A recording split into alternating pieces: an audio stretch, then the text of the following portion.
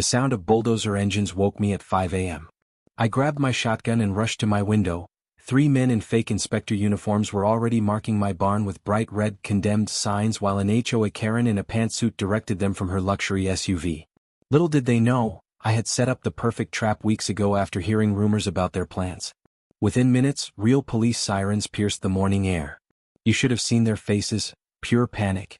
They scrambled to their vehicles, documents flying everywhere, but it was all in vain. The police cruisers blocked both ends of my driveway before they could escape. Before we start the story, drop your country name in the comments and subscribe now to see how I turn the tables on these corrupt HOA frauds. Hey, I'm Jack Cooper. This ranch you're looking at isn't just some piece of land, it's everything to me. My grandfather bought these 15 acres back in 1967 after working 2 jobs for years to save up enough money. He didn't build everything himself like in those old stories, he was smarter than that. He hired local folks who needed work, creating jobs while getting our home built. That's the kind of man he was, always thinking of others. I still remember sitting on the porch with him when I was just 8 years old. He looked out at the fields and told me, "Jack, this land isn't just dirt and grass. It's freedom. It's the one place where nobody can tell you how to live." Those words stuck with me my whole life. I took over the ranch after serving in the Army. Been raising horses here for the past 12 years just like my father did. It's not fancy work, but it's honest and it keeps our family tradition going. Everything was peaceful until about 2 years ago when Pinewood Estates started building their fancy houses just past my eastern property line. At first, I didn't mind having new neighbors. Live and let live, right? That all changed when I met Margaret Westfield, president of their homeowners association. Everyone around here calls her HOA Karen behind her back, and for good reason. The first time she showed up at my gate, she didn't even say hello, just handed me a letter about how my unsightly farm equipment was lowering their property values. I explained that my land wasn't part of their development and never would be. You should have seen her face. Like I'd said something shocking. She gave me this tight smile and said, "We'll see about that." Soon after, the complaints started coming weekly. My tractor was an eyesore. My rooster was too loud in the mornings. My fence needed to be painted, the approved shade of white. I tossed each letter in my desk drawer, figuring they'd eventually give up. But Margaret wasn't the type to give up. She had plans for my land, big plans, and I was about to find out just how far she was willing to go to get what she wanted. The letters from the HOA were just the beginning. Things took a more serious turn about 3 months after Margaret's first visit. I woke up one morning to find someone had cut my fence in 3 different places overnight. My horses could have escaped onto the highway. Luckily, they stayed near the barn where their feed was. When I called the sheriff's office to report it, they told me I wasn't the only one having trouble with Pinewood Estates. 2 other ranchers had similar damage to their property lines facing the development. A week later, animal control showed up claiming they'd received an anonymous tip about neglected horses. The officer took one look at my well-fed, healthy animals with their clean stalls and fresh water and apologized for wasting both our time. Before leaving, he admitted this was the 3rd false report they'd received about my ranch in 2 weeks. "Someone's really got it out for you," he said. The real eye-opener came from Bill Henderson. He lives in the first house inside Pinewood Estates, right at the edge of the development. Bill and I had become friendly. He often brought his grandkids over to see the horses. One morning he caught me at the local diner looking worried. "Jack, I need to tell you something," he said, sliding into my booth.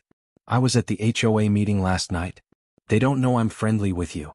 Bill took out his phone and showed me a picture he'd secretly taken during their meeting. It showed their planning board with MY property clearly outlined in red marker. "They've got problems with their water supply," Bill explained quietly. "The developer cut corners and now their wells are coming up short. That natural spring on your back acreage? They want it for their new construction phase. They're talking about ways to force you out." My stomach dropped. This wasn't just petty harassment anymore, they were after my land and my water rights. That night I couldn't sleep. This was about more than just annoying letters now. This was about my grandfather's legacy and the promise I made to him. I wasn't going to let some fancy development with their perfect lawns take what my family had built. First thing the next morning, I called 3 people. My old friend Sheriff Mike Johnson, who I've known since high school, my lawyer Sarah Patel, who specializes in property rights, and Dave Wilson, my former Army Ranger squad leader who now works in security. "Document everything," Sarah advised. "Take photos of any damage, save every letter, record any interactions." Sheriff Mike promised to increase patrols past my property. I can't post a deputy there full-time, Jack, but we'll keep an eye out. Dave was the most direct. I'll be there tomorrow with some equipment. These people don't know who they're messing with. Little did I know just how quickly I'd need all three of them. The day after I spoke with Bill, a white van with no markings started driving slowly past my ranch. They'd cruise by at least 3 times a day, someone inside taking photos of my property. When I'd walk toward the road, they'd speed off. After the 3rd day, I started taking pictures of them too. Their license plate, the driver, everything. Something told me I'd need evidence later on. Then came the official-looking letters. Not the usual HOA complaint notices, but documents claiming my property had been rezoned, and now fell under Pinewood Estates jurisdiction. One even had what looked like a county seal on it, though something seemed off about it. I took it straight to Sheriff Mike, who confirmed what I suspected. "This is completely fake, Jack," he said, examining the paper carefully. "The county doesn't even use this letterhead anymore, and this signature? Not even close to our commissioners. Someone's committing fraud here." Mike's face was serious as he handed it back. "These people are getting desperate. Document everything and be careful." The most alarming incident happened on a Tuesday evening. I was riding the fence line on my horse, checking for any new damage, when I spotted something that made me stop cold. Someone had placed survey stakes with bright orange flags about 50 yards inside my property line. The stakes formed a new boundary that would have given Pinewood Estates nearly 5 acres of my land, including the natural spring. I took photos, pulled the stakes out, and brought them home as evidence. That night I called Dave. "I need that security system sooner rather than later," I told him. Dave arrived the next day with 3 other veterans from our unit and enough equipment to secure Fort Knox. We spent the entire day installing military-grade cameras with night vision covering every angle of my property. We set up motion sensors along the property line and connected everything to my phone and a backup cellular system. "Just like setting up perimeter security in Kandahar," Dave joked as we ran the final cables. "Except instead of insurgents, we're watching for soccer moms and SUVs." We added backup power supplies in case they tried cutting my electricity, and even buried some sensors underground to detect vehicles coming onto the property. By nightfall, my ranch was more secure than some military installations I'd served on. The next morning, I discovered my mailbox had been knocked over. Inside was an envelope containing what they called a final notice. An ultimatum claiming I had 7 days to comply with HOA regulations, or face legal action and forced removal. The letter listed violations that made no sense for a ranch property, like not having the correct mailbox post style or unapproved landscaping. I immediately called Sarah and sent her pictures of all the documents. "This is harassment, plain and simple," she said after reviewing everything. "They're making critical mistakes, Jack. Each one of these fraudulent documents and acts of trespassing builds our case against them. Keep collecting evidence." What I didn't know then was that the HOA wasn't planning to wait 7 days. They had something much bigger in mind, and it would happen much sooner than I expected. The showdown came at exactly 5 a.m. that morning, just like I'd mentioned at the beginning of my story. Now let me tell you exactly what happened when those fake inspectors showed up on my property. My security system alerted me to multiple vehicles entering my driveway. From my kitchen window, I watched a small convoy approach. A white van with County Building Inspector painted on the side, a black SUV with the Pinewood Estates logo, and Margaret's silver Mercedes bringing up the rear. I took a deep breath, grabbed my shotgun just to have it nearby, and stepped onto my front porch just as 3 men in yellow hard hats climbed out of the van. Each carried clipboards and wore official-looking uniforms with county patches that didn't quite match the real ones I'd seen before. Margaret emerged from her car last, dressed in a perfectly pressed business suit despite the early hour, designer sunglasses hiding her eyes. She stayed back, letting her hired men approach me first. "Mr. Cooper," the lead man called out, flashing a badge so quickly I barely saw it. "We're county inspectors. We've received multiple complaints about code violations on this property. We have the authority to condemn these premises effective immediately." I took a slow sip of my coffee. "That's interesting. I called the county office yesterday, and they had no record of any inspections scheduled for my property." The man's professional smile faltered slightly. "This is an emergency inspection, sir. Not on the regular schedule." "I see," I nodded. "May I examine your credentials more carefully, please?" They exchanged nervous glances. The lead inspector pulled out an official-looking document instead and handed it to me. "This is a condemnation notice for immediate enforcement. Your property violates County Code 376B. You have 24 hours to vacate." I studied the paper, immediately noticing the county seal was outdated. Interesting document. Especially since County Code 376B refers to commercial restaurant kitchens, which I definitely don't have on my ranch. Their confidence visibly wavered. That's when Margaret stepped forward, removing her sunglasses with a practiced motion. Mr. Cooper, let's cut to the chase.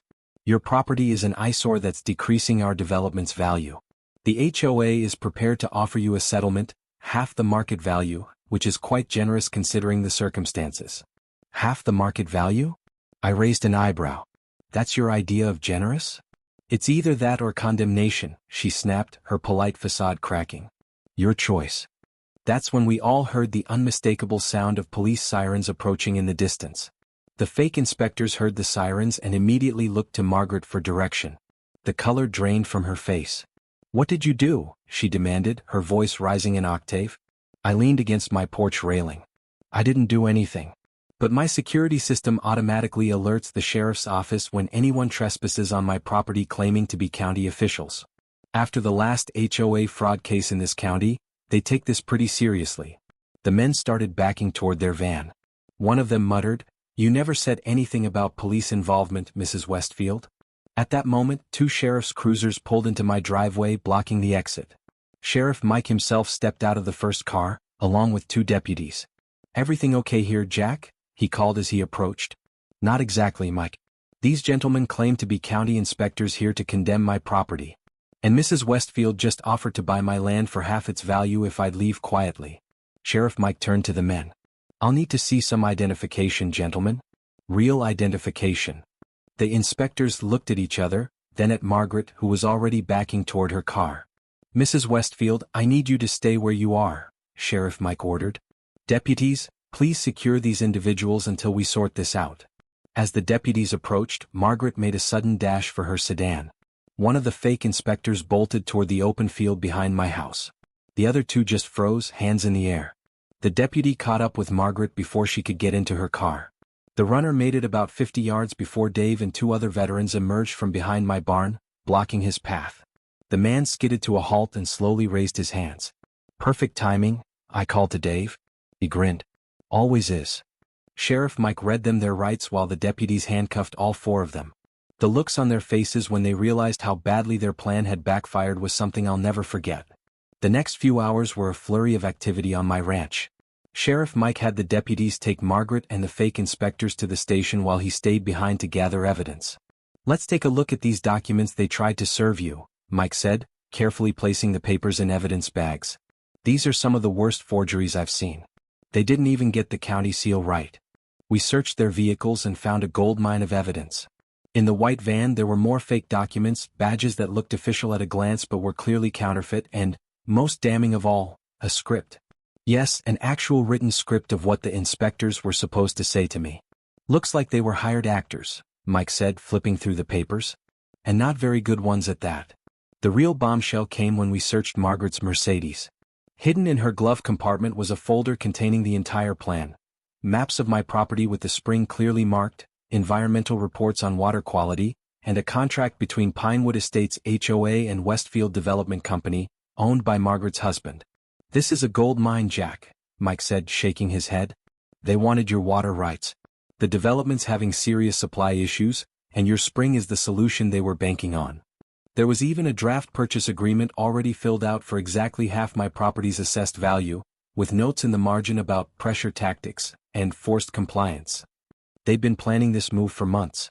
Sarah arrived about an hour later to review everything. Her eyes widened as she paged through the evidence. "This isn't just harassment anymore," she said. "This is conspiracy, fraud, impersonating county officials, trespassing, the list goes on. These people are going to face serious charges." By afternoon, news vans were parked at the end of my driveway. The story was spreading fast. HOA president caught red-handed trying to force a local rancher off his land using fake inspectors. I declined all interviews, but Sheriff Mike gave a brief statement about the ongoing investigation. That evening, my phone started ringing non-stop. Other property owners around Pinewood Estates had similar stories of harassment and intimidation. Sarah suggested we might have a class action lawsuit on our hands. "This might be bigger than just your case, Jack," she said. "How many others might they have successfully bullied?" The story exploded across the county over the next few days. 3 local news stations ran segments about the HOA land grab scandal, and the county commissioner called an emergency meeting to address what he called a shocking abuse of power. Margaret and the 3 fake inspectors were released on bail the next day, but their troubles were just beginning. The district attorney charged Margaret with multiple felonies including fraud, criminal impersonation of government officials, conspiracy, and attempted property theft. Her husband, CEO of Westfield Development, was brought in for questioning about his role in the scheme. More victims started coming forward. Bill Henderson, my neighbor who had first warned me, revealed that he'd sold part of his land to Pinewood Estates under similar pressure tactics. An elderly couple too. Miles down had been frightened into selling their small orchard for nearly half its value after receiving threatening official notices. Sarah organized a meeting at the community center for everyone affected. More than 30 people showed up, each with their own story of HOA harassment. What we have here is a pattern of systematic intimidation and fraud, Sarah explained to the group. Together we have a strong case not just against Margaret Westfield, but against the entire HOA board that approved these tactics. The most surprising twist came 3 days later when one of the fake inspectors, facing serious charges, decided to cooperate with authorities. He turned out to be a struggling actor who'd been hired through a talent agency for what he thought was an immersive corporate training exercise. Mrs. Westfield told us we were helping demonstrate proper inspection procedures, he told investigators. We had no idea we were part of some illegal scheme. His testimony implicated not just Margaret but 4 other HOA board members who had knowingly participated in planning the operation. A week after the incident, I received a letter from the Pinewood Estates HOA, now under temporary management by the county, formally apologizing for the actions of their former president and board members. They promised a complete restructuring of the organization and strict new bylaws preventing such abuses of power.